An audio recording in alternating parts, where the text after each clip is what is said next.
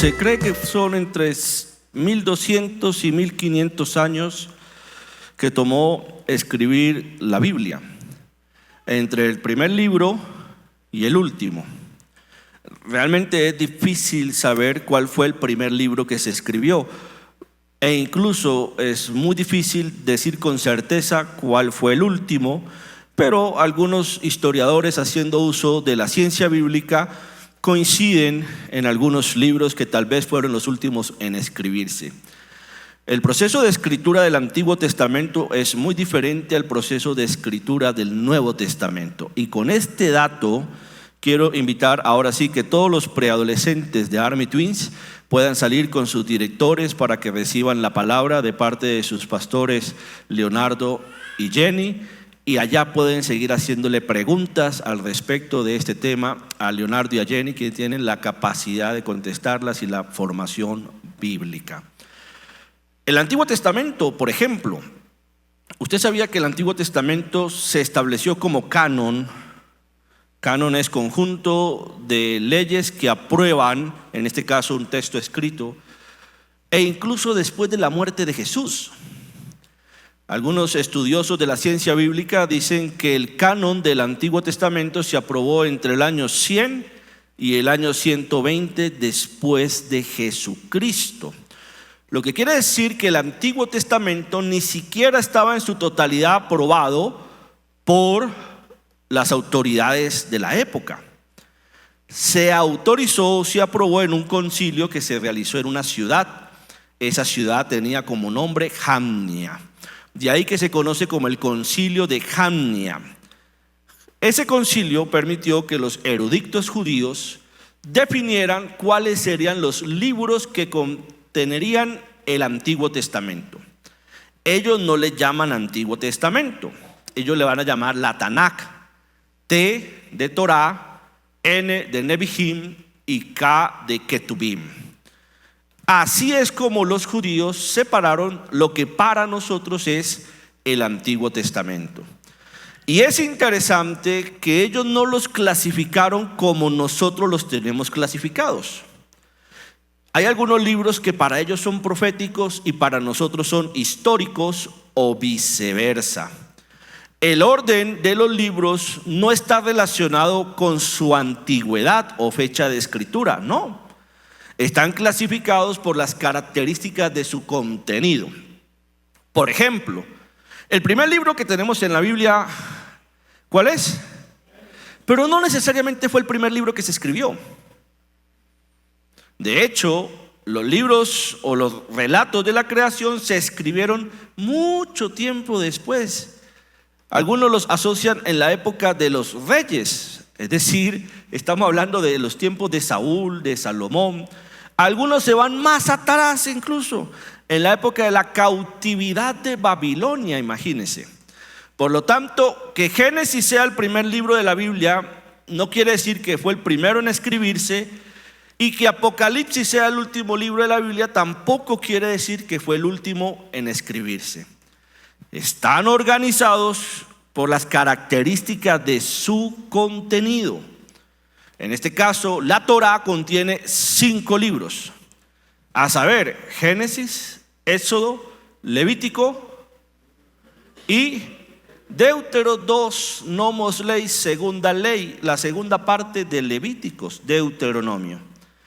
Esos 5 libros, los primeros 5 libros de la Biblia, no fueron escritos por un solo autor. Sin embargo, la tradición le dio demasiada autoría a Moisés. Porque Moisés era el hombre relevante en términos de la ley. Porque Moisés fue quien usó Dios para liberar al pueblo. Entonces es muy normal que se utilice la figura de Moisés para darle autoría de libros o de leyes que surgieron e incluso mucho después de la muerte de Moisés. Entonces es algo así como cuando usted utiliza el nombre de la figura de autoridad de familia para enviar un mensaje y usted dice, lo mandó a decir su papá. Ah, no, eso no se puede discutir, lo mandó a decir su papá. O su mamá, dependiendo de la circunstancia. Y por ahí ni su papá ni su mamá dijo nada, pero la figura de autoridad representa algo importante. ¿Estamos hasta ahí? Y tome nota porque iniciamos el estudio de la palabra. Y seguramente para algunos esto es recordar, para algunos esto es nuevo. Me encanta la interpretación que el video anterior nos da a la relación de la creación del Génesis. Y por favor no se vaya a confundir, porque usted no vino a la iglesia a confundirse, vino a ser edificado. Pero si yo le logro dejar algunas preguntas, me parece fabuloso, porque así se anima a inscribirse al Instituto Bíblico. Y en el Instituto Bíblico usted podrá aclarar con nuestros maestros preparados las dudas que yo espero dejarle en esta mañana sobre la palabra. Por ejemplo, el mejor de los pedagogos de todos es Dios. Imagínate tú, Dios explicándole a los primeros hombres las leyes físicas, cuánticas de la creación. No las podrían entender. Los primeros hombres no podrían entender de la ley de gravedad, por ejemplo, cuando fue descubierta por Newton, siglos después, miles de años después de los primeros hombres. O, por ejemplo, los primeros hombres no podrían entender el fenómeno de la siembra y la cosecha desde el proceso de los ecosistemas, los pisos térmicos, los tipos de suelos. No lo entenderían. Así que Dios utiliza un lenguaje para explicar la creación de tal manera que los primeros hombres lo puedan entender. Quiero usar otro ejemplo para profundizar esta idea. Un padre difícilmente entraría en detalles con su hijo de cómo fue procreado. Yo no me imagino a un padre explicándole a un niño de 3, 4 o 5 años todo lo que ocurrió para que el proceso de fecundación se hiciera. No, tiene que buscar el lenguaje apropiado para que el niño lo entienda en el lenguaje del niño. Y en la medida que el niño va creciendo, pues la información se va haciendo más clara. Y el niño cuando tiene 20 años no dice: uy, mi mamá sí que era mentirosa, eso me inventó un cuento de donde yo... No, ya el niño cuando crece entiende por qué su papá y su mamá tuvieron que usar un lenguaje figurado, porque no estaba listo para entender ciertas cosas. ¿Estamos hasta ahí? ¿Estamos hasta ahí? Siga apuntando, porque quiero dejarle hoy pensando mucho en esta mañana con la palabra de Dios. Pues el relato de la creación es igual. La creación es un proceso que tomó miles y miles y miles de años. Pero ni siquiera para la época de los primeros hombres se contenía la manera, o se había estructurado la manera de clasificar los días o los tiempos. Eso fue un proceso evolutivo del hombre. En la medida que el hombre entiende la creación, cambia las ideas que tiene de la misma. Pero las leyes han sido las mismas desde siempre, solo que no siempre se tienen las herramientas para entenderlo. La ciencia hoy replantea muchas tesis que se han sostenido a partir de hallazgos probados por los científicos y las voces autorizadas. Así mismo ocurre con ciertos relatos de la Biblia. Algunos relatos de la Biblia tenemos que entenderlo como un género literario, como una figura literaria, como un símbolo, como un tipo. No toda la Biblia se puede interpretar de manera literal, porque la Biblia es una obra literaria, y en una obra literaria hay figuras, hay géneros. Por ejemplo, usted no le compra a su niño de 4 o 5 años el periódico El Tiempo, El Espectador, el semanario que a usted le guste. Usted le compra un libro que tiene un lenguaje acorde para el conocimiento que su niño necesita para el momento. Entonces, dependiendo de la edad, Steven y María Fernanda le van a comprar a María Paz textos que van a trabajar la textura. Y no son libros de 100 páginas, ni el decálogo del ciclismo colombiano. 4, 5 hojitas que manejan textura, para que poco a poco María Paz vaya desarrollando las habilidades que requiere. Con el pasar de los años, a medida que María Paz crece, entonces ya le compramos unos libros con unos dibujos que son dinámicos, que el niño puede interactuar, porque ya el conocimiento de María Paz lo va a exigir. Y poco a poco, entonces cambias el tipo de literatura. ¿Sabe que así es la Biblia? Hay relatos que están diseñados como para un niño porque no alcanza a entender la dimensión de lo que Dios quiere explicar. Hay relatos que requieren herramientas para poderlos interpretar. Por eso cuando alguien va a iniciar la lectura de la palabra, lo último que yo le recomiendo es que arranque con Apocalipsis, porque no lo va a entender. Porque si estás iniciando el ejercicio de la lectura de la Escritura, decirte que lea Apocalipsis es como pasarle a tu hijo de 3, de 4 años un análisis periodístico, un análisis crítico del fútbol. No lo va a entender, no lo va a disfrutar. Por eso recomendamos, empiece con los evangelios. Si usted quiere empezar a leer la Escritura, lea los evangelios, porque Jesús hace práctico y claro muchas cosas del Antiguo Testamento que para un lector inicial no son claras. Jesús es la palabra encarnada, es el cumplimiento de todo el Antiguo Testamento. Entonces cuando lees a Jesús, encuentras que Él hace de manera pedagógica muy claro algunos relatos del Antiguo Testamento que posiblemente te van a confundir. Luego recomendamos, después de leer los evangelios, acompáñalo con la lectura de los salmos, por ejemplo, o de los proverbios. Porque usted puede decir, yo le invertí a mi Biblia, no sé cuánto le costó, 50,000 pesos, 30,000 me la regalaron, 100,000, 200,000, porque usted dice, es la palabra y lo voy a meter. Pero de nada sirve que tengamos la Biblia en nuestra casa si no sabemos cómo leerla. Entonces, si usted goza de una Biblia o descargó una aplicación, la ventaja de las aplicaciones es que hoy hay audiolibro, audiobiblia. Para algunos leer puede ser desgastante, pero escuchar les parece más agradable. Entonces, en cualquiera de las formas, lo que yo le recomiendo es que usted, luego de leer o escuchar los evangelios, pase con los salmos y con los proverbios. Por ejemplo, los proverbios, se da cuenta que todavía estoy creciendo, Somer. Paso, le dejaron el agüita ahí, pastor, no era para la foto. Los proverbios, algunos dicen que están diseñados para que usted lea un proverbio diario. Abra su Biblia, ábrala, váyase al libro de los proverbios.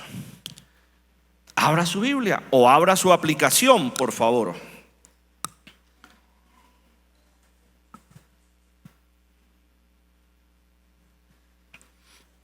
Identifique cuántos capítulos tiene el libro de los proverbios. Y usted se va a encontrar con que el número de capítulos del libro de los proverbios corresponde a los días de nuestro almanaque. Almanaque romano, porque nuestro calendario está influenciado por Roma. Dos grandes emperadores tienen mucho que ver con esto: Julio César y Augusto.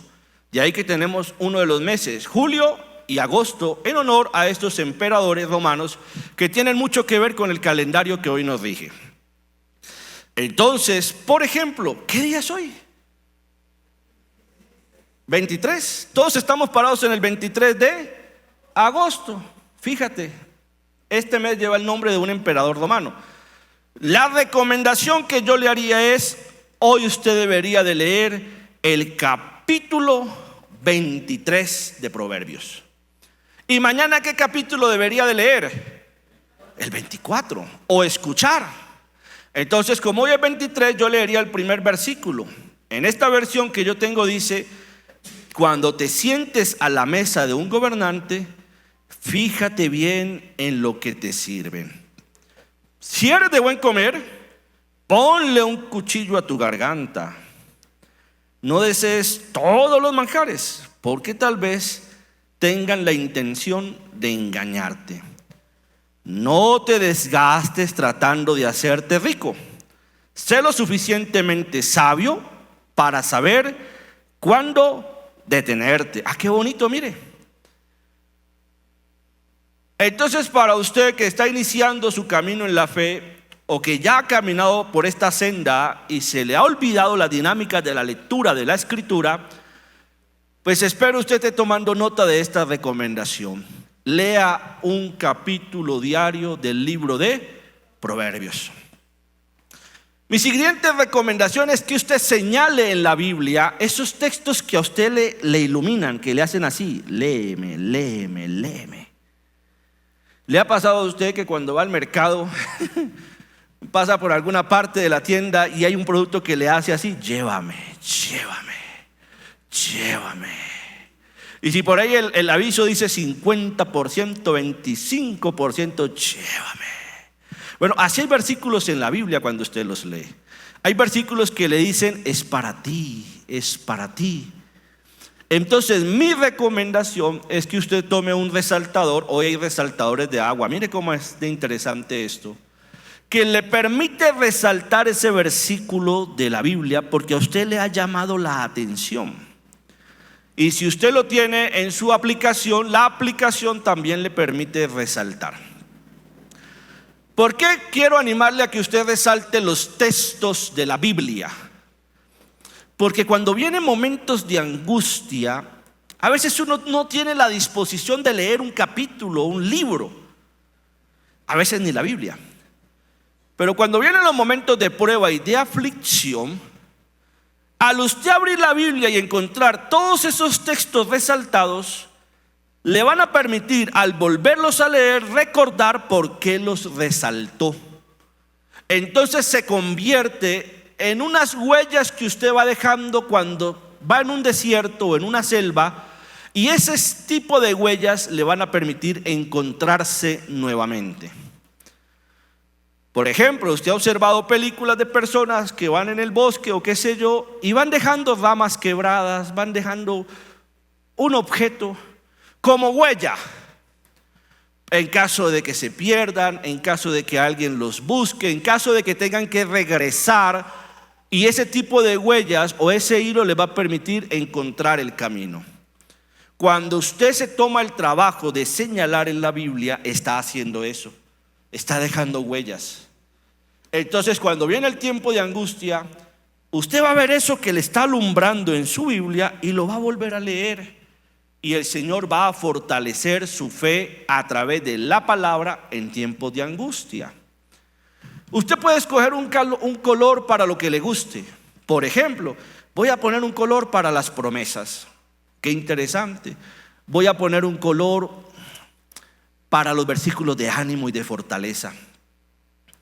Voy a poner un color para los versículos que necesito en tiempos de aflicción. Voy a poner un color, por ejemplo, cuando tenga que ver con sanidad y milagros, para cuando yo tenga que orar por alguien que está enfermo, ese color me va a recordar que lo resalté haciendo referencia a versículos de sanidad. Voy a poner un color para los momentos donde yo caiga en pecado y recordar la misericordia de Dios, y recordar el poder de Dios, y recordar el poder de la sangre. Y como usted quiera. Pero lo que sí quiere dejarnos el Espíritu claro hoy es que la palabra tiene un lugar muy importante en el corazón de nuestra fe. No es el tarot, no es el que lee las cartas, es la palabra. Es la palabra donde tenemos que ir. No es el semanario, el noticiero que usted escuche, no es la novela que lee o el autor favorito de sus obras literarias.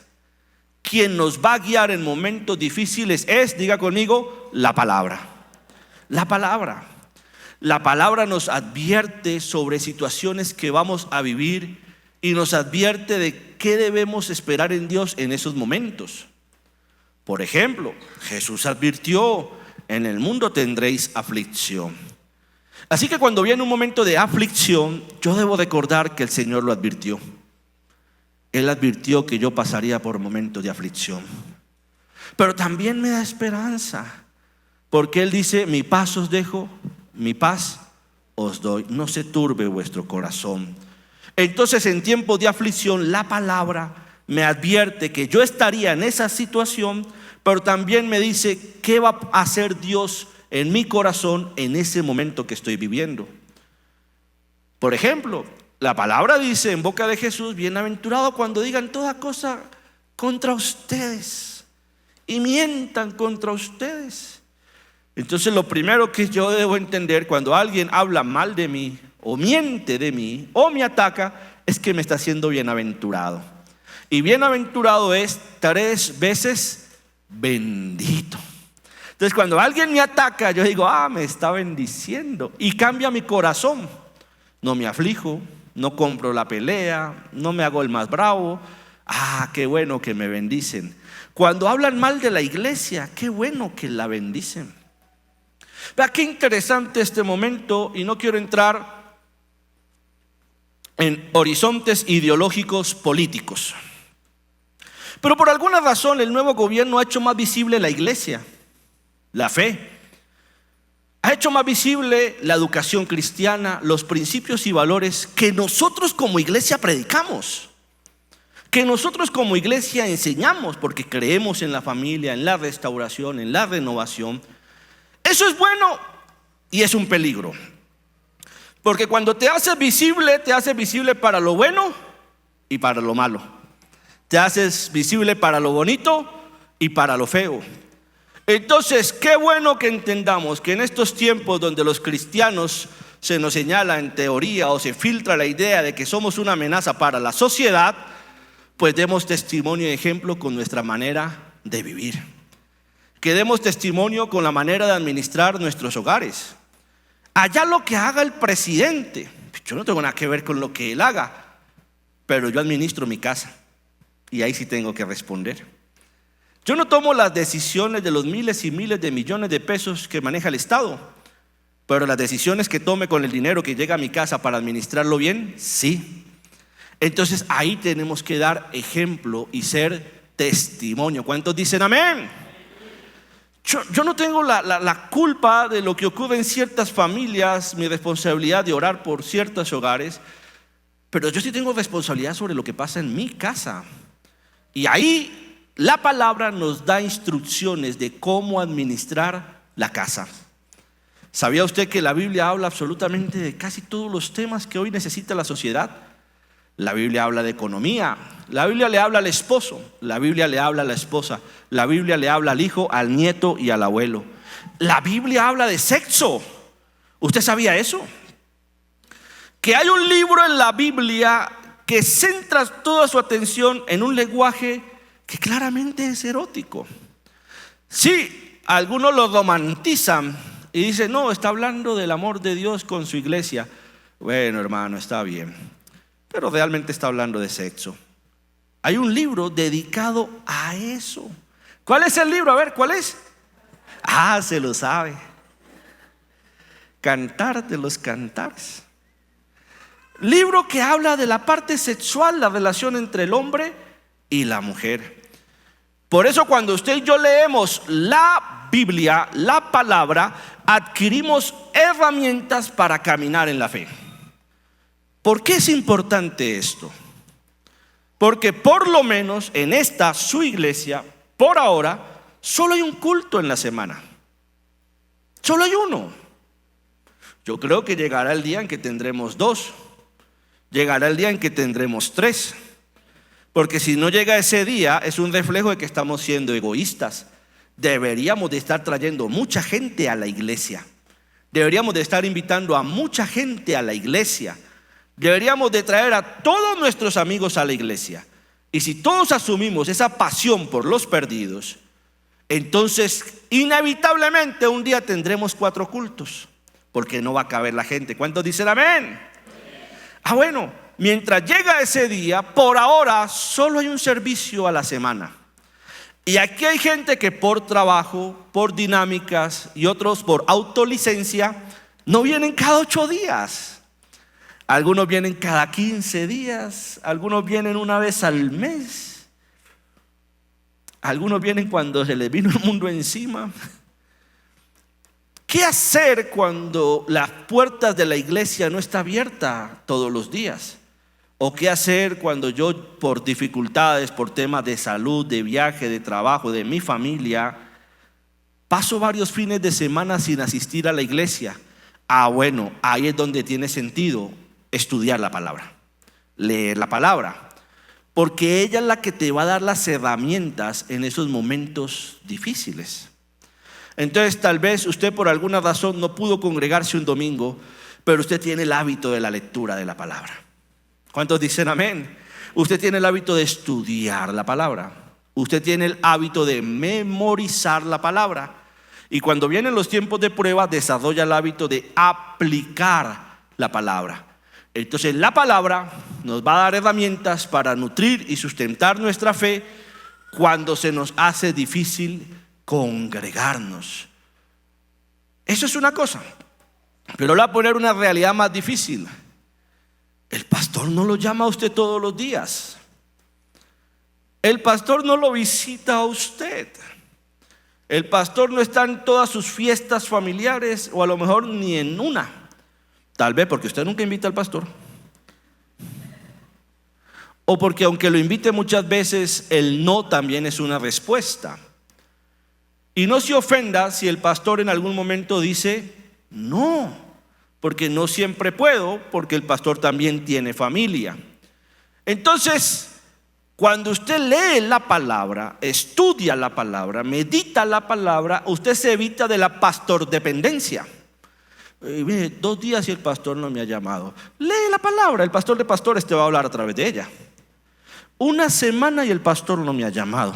Lee la palabra, el Señor podría decir lo mismo. Llevas 1 semana y no lees mi palabra. Llevas 2 semanas y no te has sentado a leer mi palabra. Puro Instagram, puro TikTok, puro Face News y mi palabra.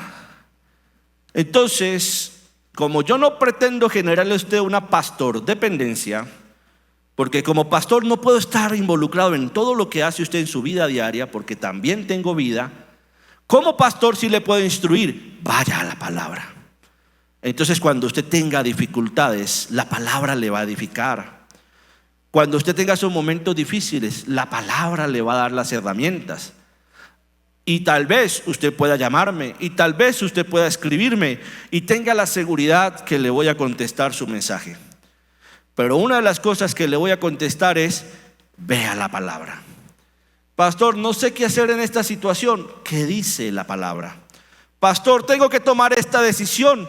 Que la palabra te dé sabiduría. La palabra de Dios es nuestro pan. ¿Cuántos dicen amén? ¿Cuántos dicen amén? Por eso es supremamente valiosa para nosotros y por eso el enemigo nos aleja de ella. El enemigo nos aleja porque él sabe que en ella hay vida, en ella hay sabiduría, en ella hay herramientas, en ella hay fortaleza, en ella hay gozo. ¿Cuántos dan gloria a Dios? Oh, hermano, por ejemplo, este es un examen que tenemos que hacer hoy. Cuando estás en tiempos de aflicción, ¿cuáles son tus versículos? Entonces encuentra tus versículos. Cuando vas a orar por alguien que está enfermo, tu hijo, dolor de barriguita, dolor de cabecita, fiebrecita, ¿cuáles son los versículos que tú usas? Y que tú le digas a tu hijo, vamos a orar, bebé.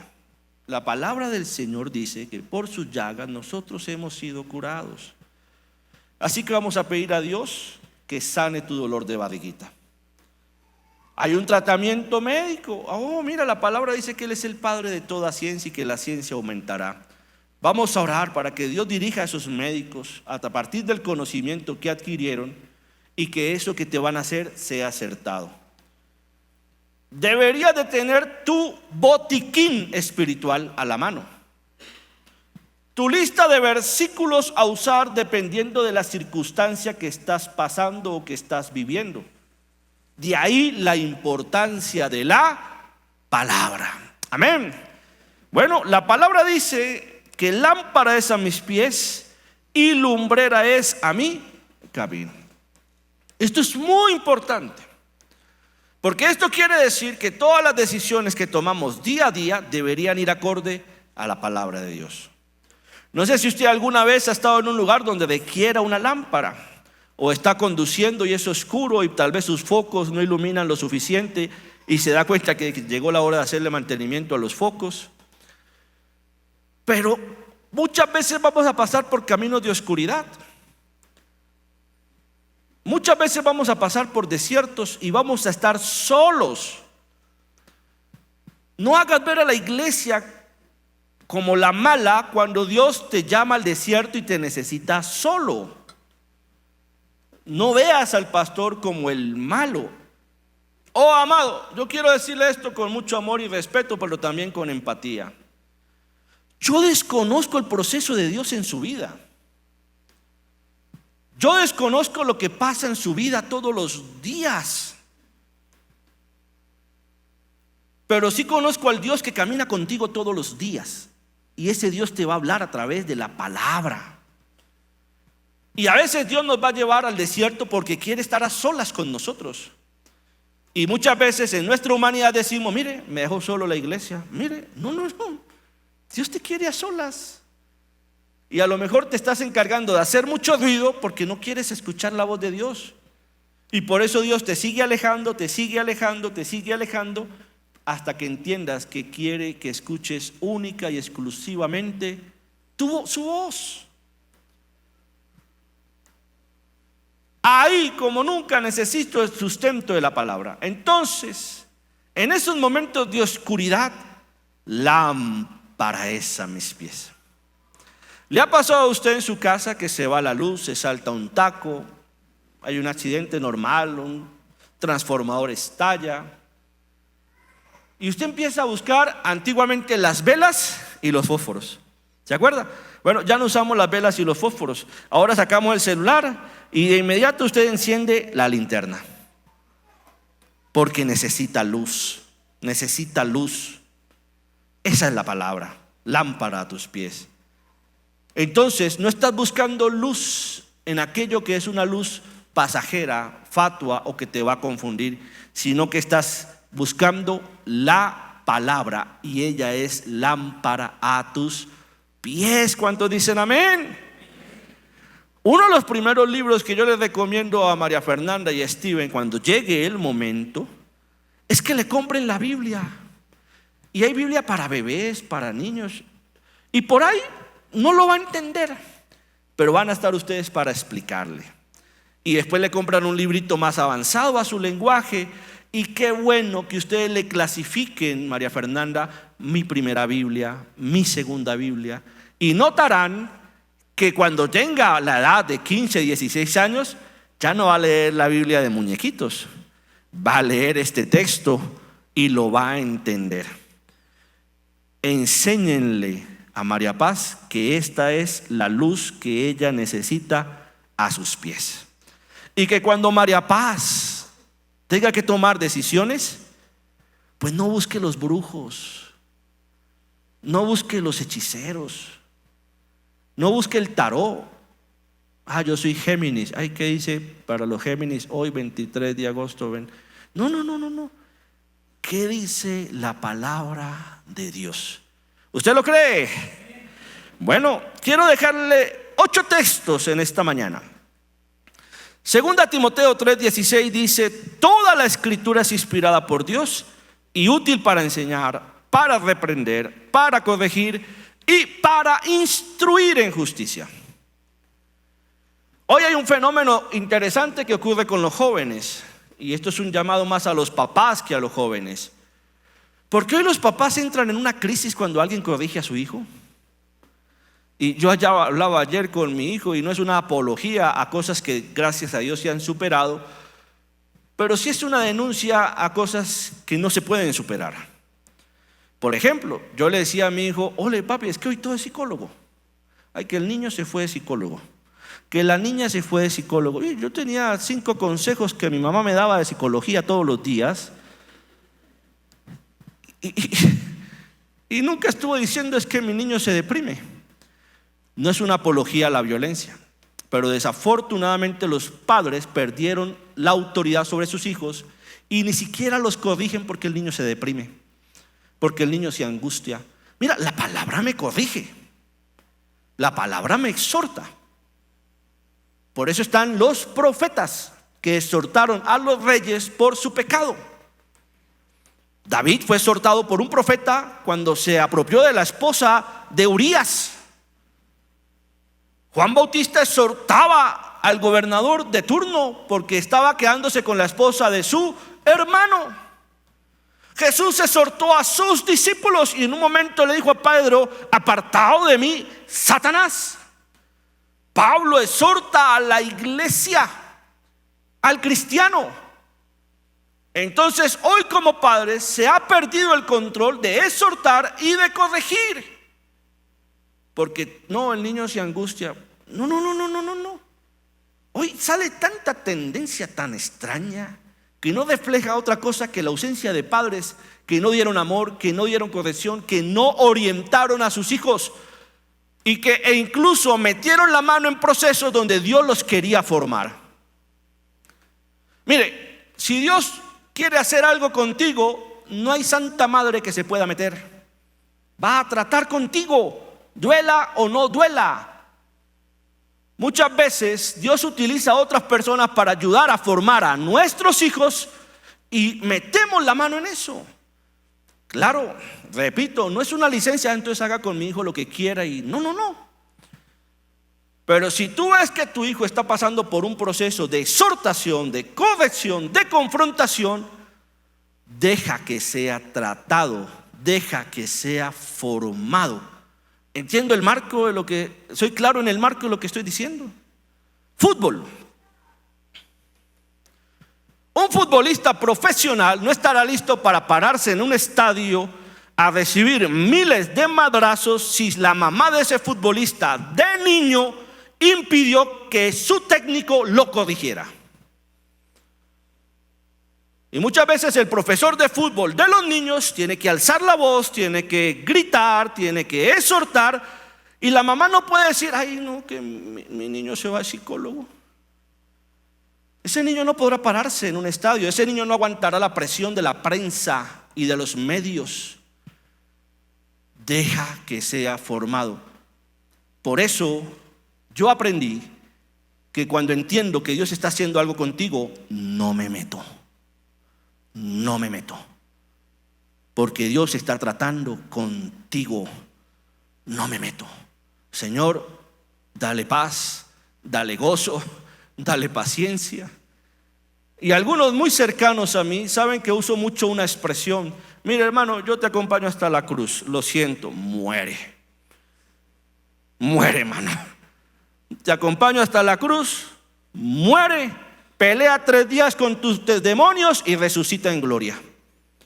Porque es Dios el que está tratando contigo. Y a veces Dios necesita que subamos a la cruz a morir. ¿Por qué asocia la muerte Pablo con una bendición? Para mí el vivir es Cristo, pero morir es muertos en Cristo Jesús. ¿Sabe por qué? Porque los muertos no hablan. Y si tú eres de lo que por todo protesta, no has muerto. ¿Y cuál crees que es mi oración por ti? Mátalo, que muera. Porque si muere, entonces Cristo se glorificará en su vida. Por ahí sube esto a redes sociales, alguien lo saca de contexto y dice lo que yo no estoy diciendo, pero usted está aquí. Los muertos no hablan, no reaccionan. Usted le pega yo no creo que usted lo haya hecho, ¿no? Pero usted le pega un pellizco a un muerto y el muerto se queda como muertito. Bueno, la palabra nos enseña que tenemos que morir. Tenemos que morir. Por ejemplo, nosotros clasificamos los pecados. Y hay pecados que como son visibles son escandalosos, los que tienen que ver con las obras de la carne. Pero los pecados del espíritu son mucho más dañinos que los de la obra de la carne. Es que juzgamos al que se embriagó, ahora pasaron las ferias del pueblo, ay, mírenlo allá con las águilas en la mano. Era interesante el gospel la semana pasada. No sé si alguno recuerda cuando estábamos con Pescado Vivo con ustedes, chicos, que los felicito por haber ministrado ahí. Pero era interesante y rarísimo. Le confieso que una fractura de paradigmas en mi cabeza se estaban cayendo. Pero estaba Gio de Pescado Vivo hablando de Cristo, predicando, y atrás águila. Y rarísimo. Estaba Pescado Vivo cantando mi casa se cae, y al lado los bodachitos.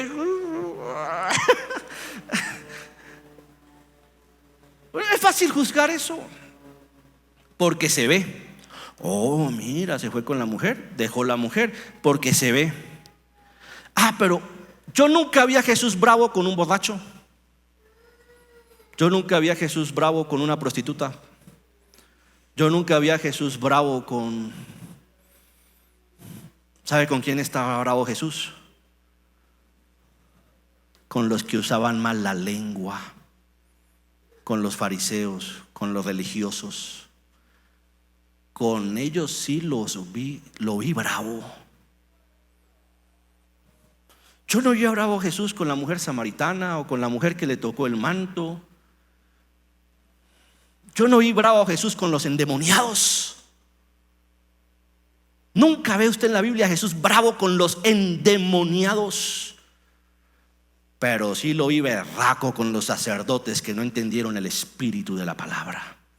Sí lo vi bravo con los que no entendieron la gracia. Sí lo vi bravo con los que juzgaban.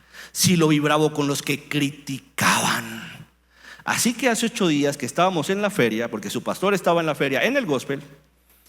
Los otros días fui para ver si usted estaba, pero no lo vi, gracias a Dios. Bueno, no lo vi porque no fui, pero no tengo problema con eso. Yo me sentía raro en el gospel, gente cantando a Dios y otros esperando que siguiera la otra parte de la feria. Luego entendía, para eso están los domingos, para estar entre nosotros cantando. Pero entre semana estamos en un lugar donde tenemos que ser luz, y para ellos es la luz. Esa lámpara no solo es para ti, es para aquellos que están en oscuridad. ¿Cuántos dicen amén? Preocúpese si su círculo cercano solo es cristiano. ¿A quién le vas a dar testimonio entonces? Preocúpese si usted, este es cristiano, este es cristiano, este es cristiano, este es cristiano, este es cristiano. ¿A quién le vas a dar luz entonces?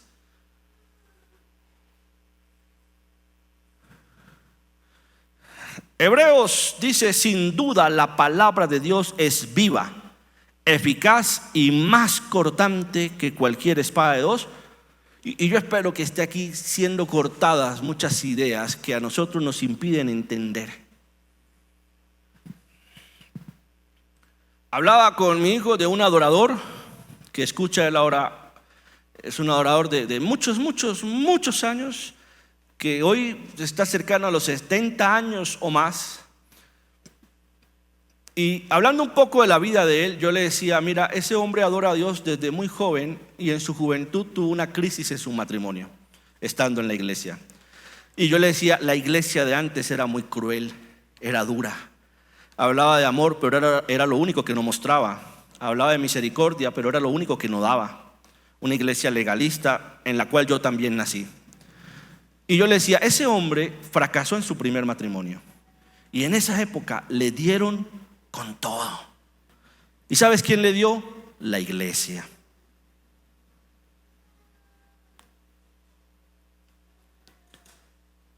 La iglesia muchas veces toma el papel que no le corresponde, el papel de juez. Y no nos corresponde ser jueces de nadie. Por eso la palabra corta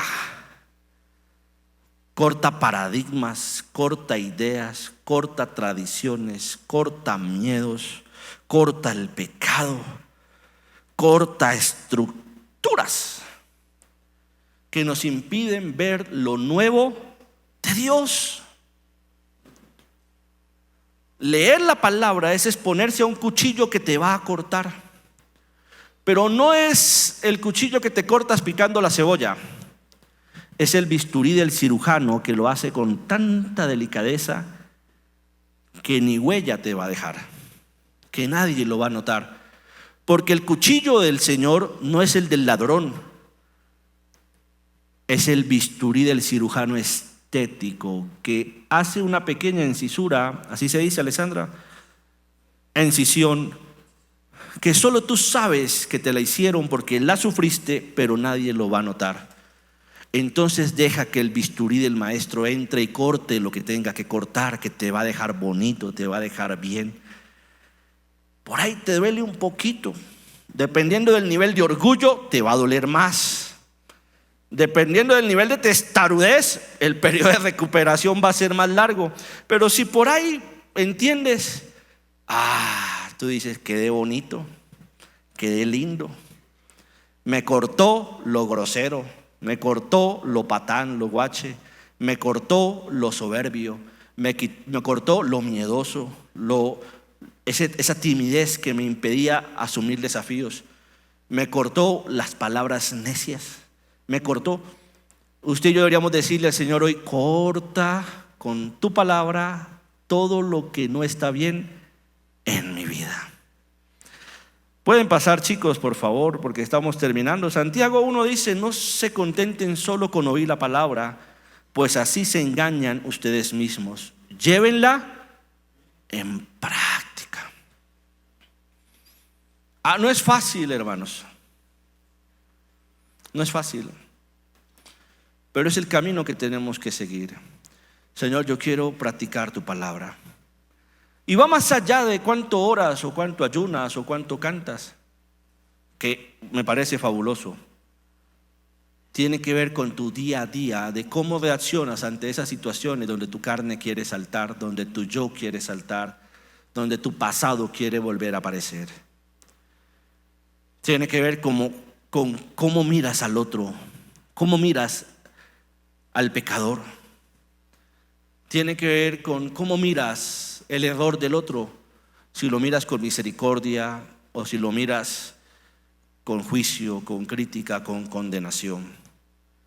E incluso en la misma iglesia. Yo lamento mucho, y usted me ha escuchado aquí, que muchas personas de fe usen las redes para atacar la misma iglesia. No hay una sola forma de adorar a Dios. Yo lamento decirle esto a usted, y si le duele, no es mi intención. Pero yo no tengo ningún documento firmado que diga que Dios quiere que este templo sea así. No. O que el templo de otra iglesia sea así. El único templo diseñado por Dios fue el tabernáculo en el Antiguo Testamento en el desierto. Después, la iglesia es la expresión de una cultura. La iglesia es la expresión de una comunidad. Y hay iglesias que tienen una forma de adorar, y yo nunca juzgaré la forma en que lo hacen. Hace unas semanas estuvimos con la pastora en la Asamblea Mundial, y la Iglesia de Dios en Jamaica celebraba 100 años, y la Convención Mundial les dio el honor de ministrar un día a esos jamaiquinos. Oh, hermano, usted no sabe lo que yo vi. Vea, salió el negro de todas partes. Y no entienda mal el término negro, ¿no? Porque hoy no se le puede llamar negro al negro porque se ofende, pero al niño sí hay que llamarla niña.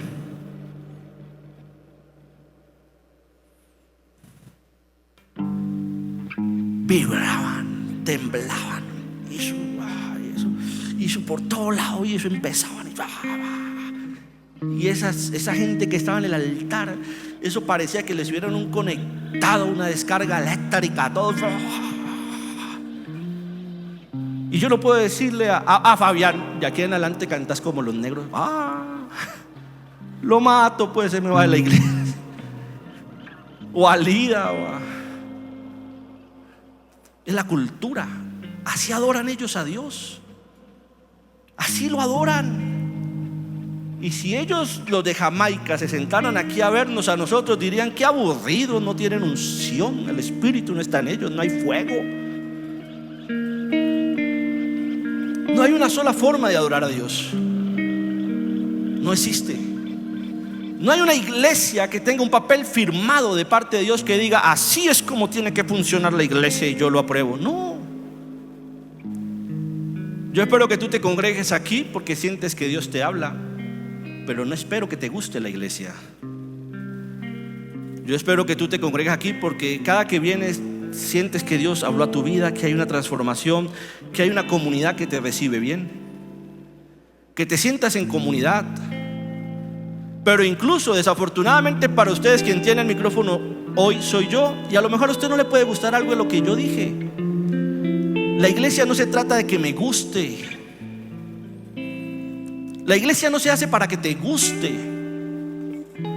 Discúlpeme, hermano, pero yo no puedo programar el servicio del domingo necesito que le guste a Rodrigo y necesito que le guste a Martín. Necesito que también le guste a Juanita. Ay, pero también le tiene que gustar a Angie. Y también le tiene que gustar. No. Porque al final este servicio no se programa para que a ti te guste.